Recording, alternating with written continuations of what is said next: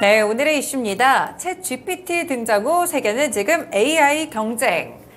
네, 사실 요즘 미국의 빅테크 기업들은 모두 다 AI 사업을 하고 있다고 해도 좀 무방하게 봐야겠죠. 그리고 국내 플랫폼사들도 AI에 굉장히 몰두하고 있는 모습입니다. 그만큼 신사업으로 꼽히기도 하고요. 앞으로의 미래 먹거리가 될 수 있기 때문에 저희가 또 자세하게 살펴봐야 될 것 같은데요. 사실 이 모든 것에 가장 처음으로 돌아간다면 챗 GPT 열풍이 있지 않을까 싶습니다. 챗 GPT, 사실 이게 어떻게 시작이 됐는지 이 부분부터 좀 많이 궁금하실 것 같아요. 네, 마이크로소프트가 지난 12월에 챗 GPT를 딱 등장시켰을 때 진짜 세계적인 이벤트처럼 여겨졌을 것 같아요. 네. 근데 이 AI와 관련한 연구는 사실 1950년대부터 계속해서 이루어져 왔다고 하더라고요. 그래서 1세대 인공지능을 좀 찾아봤더니 처음에는 이제 AI가 규칙 기반의 인공지능이었다고 합니다. 네. 이 규칙 기반의 인공지능이 사람이 기계에게 이 세상에 대해서 하나하나 이야기를 해주는 거예요. 이거에 대해서 이건 이렇다, 저건 저렇다 이렇게 규칙을 하나하나 알려주는 형태였는데요. 이렇게 하나하나 설명을 해줘야 되니까 당연히 시간도 굉장히 오래 걸리고요. 네. 심지어 이 규칙을 기계에게 한 30년 정도를 계속해서 말해줬다고 해요. 근데 이 규칙 기반의 인공지능은 결국 그 기계가 그 규칙을 제대로 인지하지 못해서 실패로 돌아갔다고 합니다. 네. 이게 1세대 인공지능이라고 할 수가 있고요. 그 다음으로 이제 두 번째로 탄생한 게 이제 학습 기반의 인공지능인데 아마 머신러닝이라고 하면 더 익숙하신 분들도 있으실 것 같아요. 이게 네. 바로 2세대 인공지능이거든요. 이 머신러닝은 인간의 학습 능력처럼 이제 경험을 토대로 예측을 하고 또 성능을 향상시키는 시스템이라고 볼 수 있는데요. 이 시기에 알고리즘이라는 개념도 함께 생겨났습니다. 근데 이제 머신러닝 같은 경우에는 데이터를 통해서 좀 특징을 파악하는 데 한계가 있었거든요. 그래서 2010년대 와서는 이제 더 많은 양의 데이터를 분석할 수 있는 여러 가지 컴퓨터들이 개발이 되면서 머신러닝보다 훨씬 더 업그레이드된 이제는 딥러닝 형태로까지 발전이 되게 됐습니다. 훨씬 더 학습의 자료의 양도 많고 또 학습의 단계가 세분화되기 때문에 컴퓨터가 스스로 외부 데이터를 조합하고 분석을 한 다음에 스스로 학습까지 하는 단계까지 발전이 됐습니다. 네, 이렇게 인공지능도 엄청난 발전들을 많이 좀 거듭을 해온 것 같습니다. 이렇게 챗 GPT도 처음부터 저희가 뭐 대답하는 것들을 모두 답해줄 수 있고 이랬던 건 아닌 것 같고 이런 딥러닝이라든지 이런 부분들에 대해서 좀 같이 좀 있었을 것 같은데 한 번에 완성되진 않았을 것 같아요, 확실히. 네, 맞아요. 인공지능도 뭐 규칙, 그다음에 학습, 심층 이렇게 단계별로 발전을 했던 것처럼 챗 GPT도 갑자기 한 번에 빵 하고 생겨난 게 아니라 네. 뭐 1세대도 있었고 버전 1, 버전 2, 버전 3 이렇게 계속해서 발전을 하는 형태였습니다. 제가 앞서 머신러닝 같은 경우에는 그 과정에서 알고리즘이라는 개념이 탄생을 했다고 했잖아요. 이 알고리즘이라는 개념을 좀 접목해가지고 이 챗 GPT를 탄생시킨 오픈 AI가 네. 구글이 개발한 그 트랜스포머 모델을 사용해서 챗 GPT를 탄생을 시켰던 거거든요. 이 트랜스포머가 뭐냐면 뭐 영화를 떠올리시는 분들도 네, 있을 것 그럴 것 같은데요. 같아요. 저도 그래요. 네. 그래서 이 트랜스포머를 쉽게 얘기하면은 구글의 언어 모델이라고 생각을 해주시면 될 것 같습니다. 그래서 데이터 내의 관계를 하나하나 추적해서 이 트랜스포머라는 모델이 그 맥락과 의미를 학습하는 신경망을 의미하는데요. 네. 뭐 예를 들어서 트랜스포머 모델에 좀 접목을 해본다면 나는 매주 뭐 월수금 은별 앵커를 만난다. 근데 그녀가 너무 예쁘다라고 했을 네. 때 이 얘가 그녀, 좋네요. 그렇죠? 이 그녀가 누구인지에 대해서 이 관계를 추적하고 이 네. 누구인지에 대해서 확실히 뽑아낸다라는 거죠. 이게 바로 이제 트랜스포머 모델이라고 할 수가 있는데요. 네. 이 트랜스포머는 이렇게 짧은 문장에 대해서 역추적을 할 수도 있지만 문장이 훨씬 더 길어져도 이런 연관성을 다 계산하기 때문에 훨씬 더 오류도 적고 학습 속도도 빠른 모델이라고 합니다. 그래서 엔비디아의 발표에 따르면 이 트랜스포머 이전의 인공지능 모델이 학습을 할 때 연산 능력이 2년 동안 8배가 증가를 했다면 네. 이 트랜스포머라는 모델이 생기고 난 직후에는 2년 동안 한 270배 이상 성장을 했다고 합니다. 그래서 챗 GPT가 이제 구글의 트랜스포머를 적용을 한 거라고 제가 말씀을 드렸잖아요. 그래서 이 GPT의 약자도 이제 제너러티브 생성하는 이라는 이제 G의 약자이고요. P가 트레인드라는 이제 미리 학습된이라는 거고 이제 마지막 T가 바로 트랜스포머의 약자라고 볼 수 있습니다. 네, 챗 GPT의 T가 이제 그런 의미가 좀 숨어 있었군요. 확실히 약자에서도 좀 알 수 있었습니다. 그러면 지금 공개된 버전이 최종 버전인가요? 최종은 아니고 이제 계속해서 계속 발전을 하고 있는 상황인데요. 네. 그 전에는 이미 챗 GPT 버전 1도 있었고 2도 있었고 이번에 12월에 공개가 됐던 게 이제 버전 3였었거든요. GPT 버전 1 같은 경우에는 2018년에 처음으로 이제 오리지널 모델로 탄생을 했었는데요. 네. 이때는 뭐 그냥 간단한 대화 정도만 하는 수준으로 이제 처음 탄생을 했다가 이어서 2019년에는 GPT 버전 2가 나왔어요. 버전 2는 그냥 우리가 아이폰 시리 정도로 대화하는 정도로 네. 생각을 해주시면 될 것 같고요. 그 다음에 이번에 공개된 게 GPT 버전 3였습니다. 그럼 궁금해지는 게 챗 GPT 1, 2 버전이 있었다면 이번 3가 뭐가 얼마나 다르길래 이렇게 좀 흥행을 할 수 있었는지 궁금해요. 네, GPT의 약자 중에서 제가 G가 제너러티브로 이제 생성하는 이라는 의미를 가지고 있다라고 말씀을 드렸잖아요. 네. 이 생성한다라는 의미가 사람의 지시 없이도 스스로 학습한 알고리즘으로 정보를 만드는 AI라는 뜻이거든요. 그래서 지금까지 대부분 인공지능 같은 경우에는 사람이 직접 분류를 하고 학습시킨 데이터를 토대로 발전을 하는 기반이었지만요. GPT는 그가 그냥 샘플로 인해 가지고 스스로 학습을 하고 자체적인 특성을 좀 파악해 가지고 학습한다는 차별점이 있다고 볼 수 있어요. 얼마 전에는 이제 GPT 버전 4가 출시가 됐고요. 네. 앞으로도 계속해서 발전된 형태로 등장이 되겠죠. 네, 그렇군요. 이렇게 AI에 대해서 전반적인 이해가 좀 된 것 같습니다. 챗GPT 역사 그리고 지금 저희가 보고 있는 게 3와 4 버전인데 이 어떻게 발전을 해왔는지 좀 알 수 있었습니다. 그럼 어쨌든 간에 이제 오픈 AI사가 이렇게 던졌는데 지금 뭐 구글, 마이크로소프트 각자 좀 경쟁을 하려고 하는 것 같아요. 어떤 행보를 보이고 있는지 상당히 궁금합니다. 마이크로소프트부터 알려주세요. 네, 마이크로소프트는 작년에 이제 딱 등장한 오픈 AI의 GPT로 인해 가지고 마소 검색에 그 마이크로소프트의 검색 엔진이 빙이잖아요. 네, 네. 여기에다가 챗 GPT를 접목해가지고 사용을 하고 있었고요. 더불어서 이제 오픈 AI에 $100를 더욱더 투자하겠다라고 이제 실적 발표 이에도 이제 발표를 한 바가 있어요. 네. 근데 그 이후에도 이제 이전에도 투자를 했었는데 네. 그 이후에 추가적으로 또 오픈 AI에 투자를 하겠다라고 이야기를 했고요. 지금 그 빙에다가 챗 GPT를 접목을 시켰다고 말씀을 드렸잖아요. 네. 근데 이전에 앞으로 또 챗 GPT가 더 발전이 된다면 여기에 대해서 새롭게 계속해서 추가적으로 업데이트를 하겠다라고 말을 밝힌 상황입니다. 그리고 실제로 이제 마이크로소프트가 빙에다가 챗 GPT를 접목을 한 이후에 빙의 다운로드 수가 갑자기 급격하게 증가를 했다고 해요. 그래서 하루에 이용자 수가 1억 명 수준으로 크게 많이 늘어났다고 하고요. 네. 이렇게 AI 쪽에서 마이크로소프트의 좀 선제적인 움직임이 나오는 와중에 이번에 또 삼성전자에서 관련해서 또 다른 소식을 전했었잖아요. 네. 삼성전자의 원래 대부분의 스마트폰 기기들이 기존에는 이제 구글에서 사용하는 그 검색 엔진을 사용을 하고 있었거든요. 근데 요즘에 이제 빙에 대해서 사람들이 많이 주목을 하다 보니까 이 고객사를 이제는 구글이 아니라 빙으로 한번 접목을 해보겠다. 아직 네. 결정된 건 아니지만 이런 얘기가 나오고 있습니다. 그래가지고 기존에 이제 삼성전자가 구글을 쓰면서 구글이 삼성전자로부터 가져가던 매출이 한 3조 9천억 원 수준이었거든요. 근데 만약에 이번에 이렇게 고객을 좀 뺏기게 된다면 어마어마한 타격으로 이어질 수가 있고요. 또 삼성전자가 이탈을 하면서 추가적으로 다른 고객들도 함께 이탈할 수 있다라는 우려 때문에 굉장히 구글이 지금 위기감을 느끼고 있고 또 어떤 기사를 보니까 구글이 창립한 이래로 가장 위협을 느끼는 수준이다 이런 식으로 표현을 하기도 하더라고요. 확실히 좀 검색 엔진 시장에서 원래는 구글이 굉장히 독보적이었는데 이번에 챗GPT 이후에 AI가 출시된 다음에는 마이크로소프트가 굉장히 경쟁에서 좀 돋보이는 그런 행보를 보이는 것 같아요. 근데 이제 연희님이 앞서서 말씀을 해주신 게 챗GPT의 T가 이제 트랜스포머일 만큼 구글의 트랜스포머 모델을 쓰는데 네. 왜 마이크로소프트가 더 주목을 받나요? 그렇죠. 저도 이 부분이 되게 궁금했거든요. 네. 어쨌든 마이크로소프트는 트랜스포머 모델을 접목을 그쵸, 하는 네. 건데 왜 여기가 더 주목을 받지? 이런 부분이 좀 궁금해서 찾아봤더니 관련해서 이제 AI 관련한 교수님이 이 부분에 대해서 정확하게 인터뷰를 해주신 부분이 있더라고요. 그 내용을 좀 정리를 해보자면 AI 기술력 수준에 있어서는 일단 구글이 전 세계 1위인 건 독보적인 사실이고요. 네. 또 마이크로소프트 같은 경우에는 4위입니다. 그리고 AI 기술력뿐만이 아니라 구글은 이미 검색 엔진에 있어서도 굉장한 점유율을 가지고 있잖아요.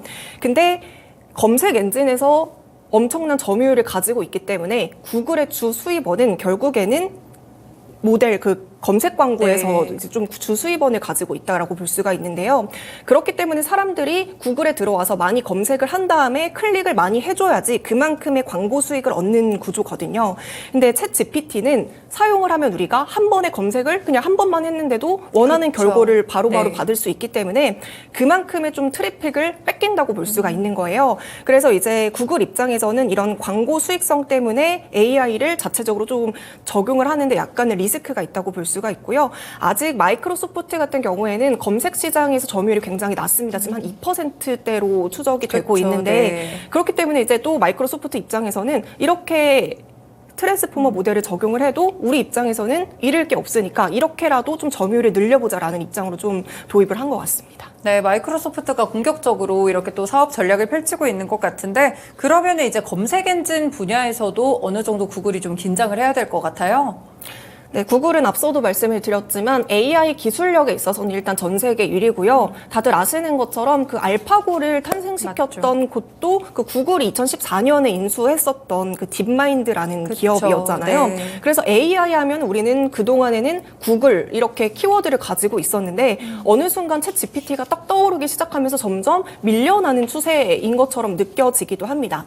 사실 AI 부분에 있어서 기술력은 월등했지만 구글이 지금까지 이렇게 챗 GPT와 같은 인공지능을 세상에 내놓지 못했던 것은 약간 보수적인 시각을 가지고 있었던 거예요. 여러 가지 저작권이라던가 윤리적인 부분에 대해서 논란을 걱정하면서 약간은 좀 신중한 모양새를 가져가고 있다가 이번에 마이크로소프트에서 좀 적극적으로 인공지능에 대해서 개발에 박차를 가하면서 이제부터 슬슬 위기감이 고조되고 있는 것 같습니다. 그래서 뭐 내부에서도 뭐 적색 경보를 키웠다 이런 뉴스들도 나오고 있고 또 한편으로는 약간 제가 구글 입장에서 약간 상처를 받을 수도 있는데 네. 그 이런 기사도 있더라고요. 뭐 코닥이 디카로 전환하지 못하면서 네. 사라졌던 것처럼 구글도 그렇게 될 것이다.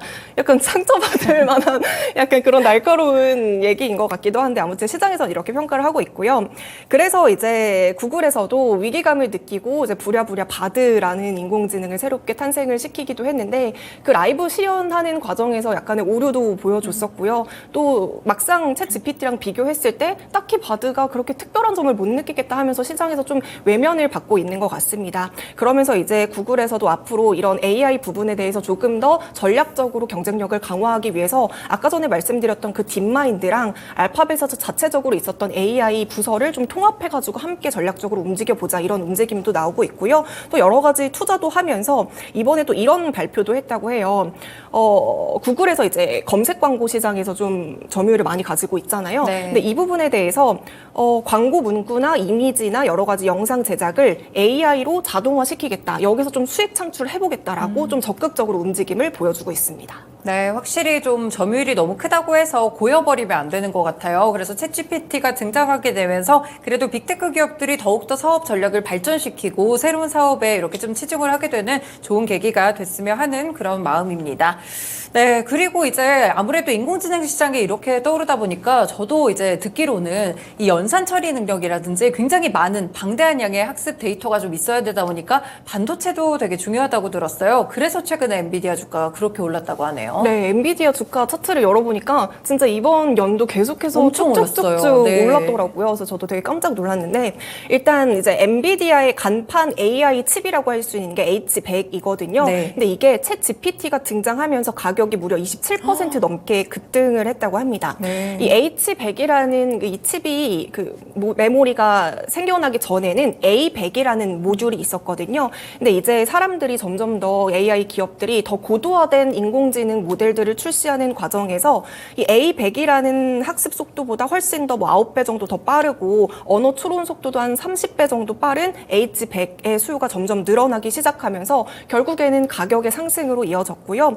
그러면서 A100도 같이 또 가격이 늘어났다고 합니다. 그래서 이 생성형 AI를 만들기 위해서는 이 모듈들이 적게는 한 수백 개, 많게는 수천 개가 필요하다고 해요. 이 과정에서 GPU를 구매하는 비용만 해도 한 1,300억 원 가량 투자가 된다고 하니까 어마어마한 규모로 이제 비용이 발생하는 부분이잖아요. 이 부분에 대해서 좀 엔비디아가 수혜를 같이 가져가는 부분이고요. 그래서 또 기사를 보니까 이렇게 표현을 했더라고요. 챗 GPT 전쟁에서 뒤에서 웃는 승자가 엔비디아다. 이런 식으로 네. 굉장히 또 뼈 때리는 이런 기사도 발표가 되기도 했었는데요.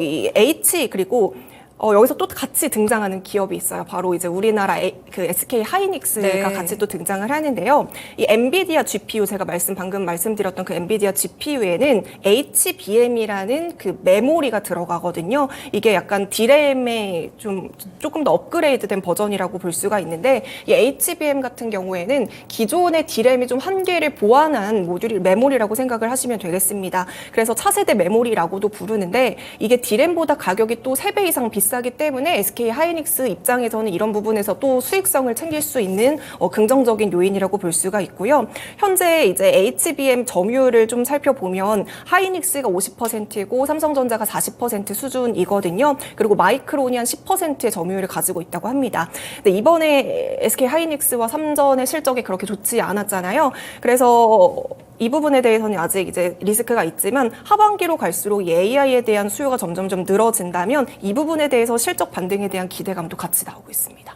네, 그렇군요. 인공지능뿐 아니라 거기서 파생되는 인공지능 반도체 종목들까지 체크를 해두시면 좋을 것 같습니다.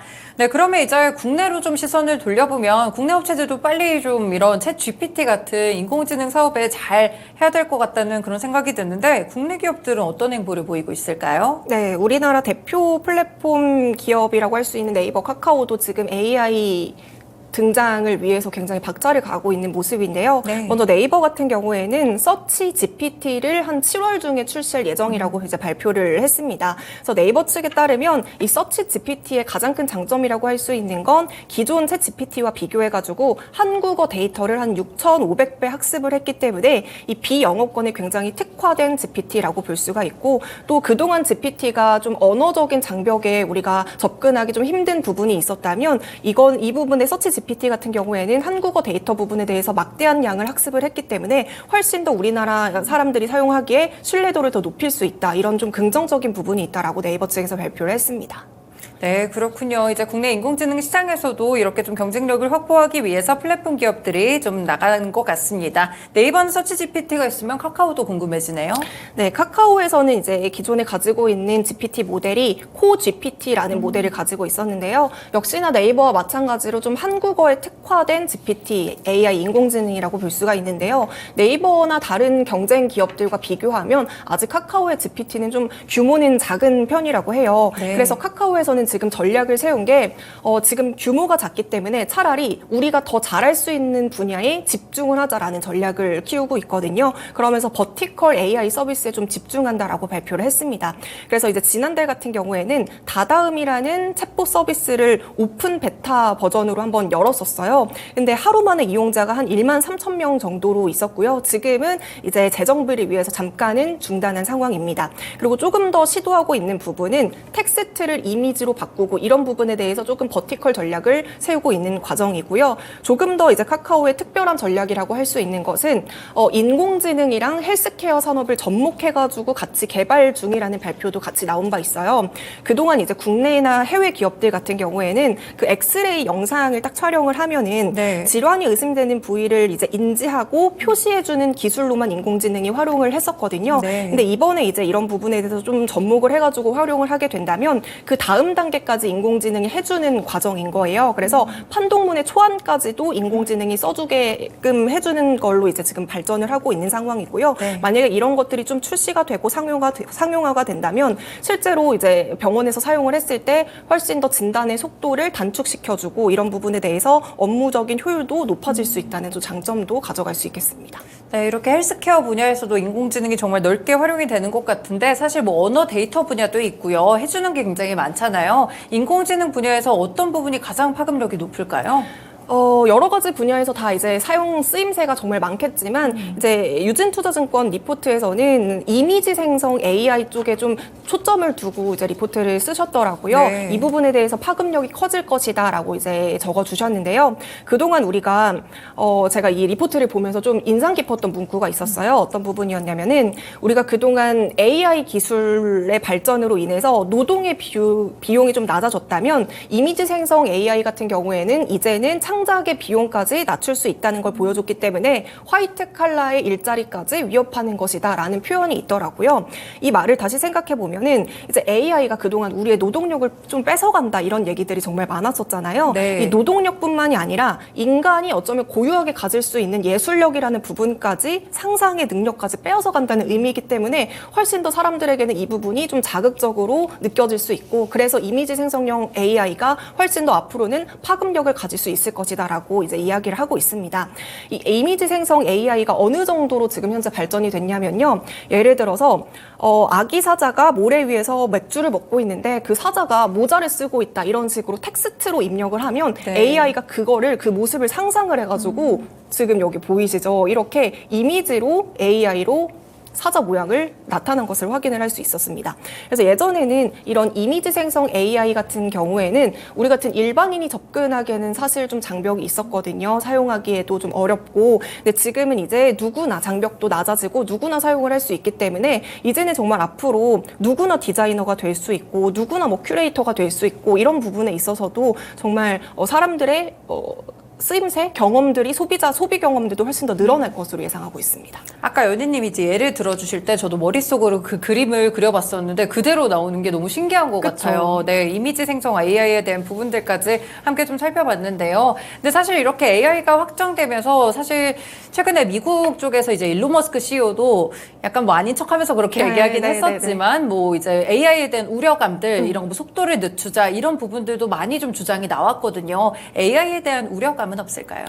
AI에 대한 우려감, 뭐 그동안 구글에서도 이런 여러 가지 우려함이 있었기 때문에 AI 기술력 1위인데도 불구하고 계속해서 신중하고 보수적인 태도로 GPT 등장 전에도 이렇게 개발하지 않았었겠죠. 네. 근데 이제 세상에 딱 GPT가 등장이 나고 나서 GPT를 찬양하는 기사들도 정말 많았지만 한편으로는 우려하는 기사들도 정말 많았습니다. 뭐 여러 가지 문제가 있겠죠. 네, 그 중에서 하나는 뭐 가짜 뉴스 이런 것도 있고 저작권 이슈도 있고 일자리 감소도 이런 부분도 있고요. 또 이제 인공지능 자체의 약간 리스크가 뭐냐면 굉장히 많이 비용이 든다라고 해요. 그래서 이 오픈 AI 대표도 이런 식으로 얘기를 했어요. 챗 GPT 컴퓨팅 그 비용이 정말 눈물 날 정도로 감당하기 힘들다라는 식으로 말을 했거든요. 네. 그만큼 이게 사람들이 검색을 하면서 전력 사용량이 늘어나면서 그만큼 비용이 정말 많이 증가되고 있다라는 부분이거든요. 그래서 결국에는 챗 GPT가 무료가 아니라 앞으로는 결국에는 유료화로 좀 전환해가지고 그들도 수익성을 가져갈 수밖에 없는 부분이기 때문에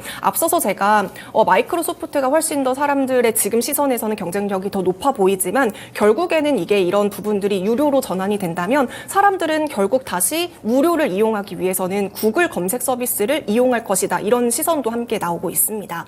그리고 또 이제 개인적으로 제가 생각하고 있는 인공지능 그 AI 시대의 약간 리스크라고 할 수 있는 점은 무언가가 좀 포화된다라는 점도 저는 약간 리스크라고 생각을 해요. 네. 얼마 전에 광고를 보니까 내가 아무런 재능이 없고 이 분야에 대해서 전문적인 지식이 없어도 5분 만에 대본을 써주고 영상을 딱 제작해가지고 너튜브의 채널에 올려가지고 그 채널을 키워서 뭐 돈을 벌게 해주겠다 이런 광고가 있더라고요. 네. 근데 그런 것들을 보면서 내가 모르는 분야에 인공지능이 대본을 써주고 영상을 올려주는 게 과연 무슨 의미가 있는 건가? 그 결과물이 도대체 무슨 의미가 있는 건가? 약간 이런 생각이 들더라고요. 그러면서 뭔가 이렇게 무분별하게 여러 가지 약간 퀄리티 낮은 자료들이 포화 상태가 된다면 그런 자료들을 좀 선별적으로 선택을 할 수 있는 능력이 분명히 우리에겐 있어야 되거든요. 근데 이런 식으로 지금 우리가 인공지능에 대해서 분명히 우리가 수혜를 받는 부분도 있지만 무분별하게 계속 인공지능이 계속해서 발전을 할 때 우리는 인공지능에게 맡겨버리면서 계속 도태가 되잖아요. 그러면 선별적으로 자료를 선출할 수 있는 능력이 떨어진다라는 거거든요. 이런 부분에 있어서 핑프라는 신조어도 네. 생기고 뭐 요즘에 MZ 세대들이 좀 풍자하는 얘기들도 생기는 것처럼 나중에는 뭐 AI에 너무 의존하는 사람들을 일컫는 신조어가 생기지 않을까. 그러면서 이것들이 또다시 사회적인 문제로 이어지지 않을까. 약간 이런 생각을 좀 해봤습니다. 네, 이렇게 인공지능에 대한 역사에 대해서 쭉 한번 짚어봤고요. 이제 챗 GPT를 시작해서 이제 인공지능의 시작점에 선 것 같습니다. 말씀해주신 여러 가지 우려들도 나오고 있는데 이런 부분들을 지혜롭고 현명하게 해결해 가면서 좀 사용자로서의 이런 인공지능을 어떻게 바라봐야 될지 이 부분을 고려하면서 앞으로의 업황에 대해서도 함께 주목을 해보겠습니다. 일부 쉬운 이슈 읽어주겠습니다.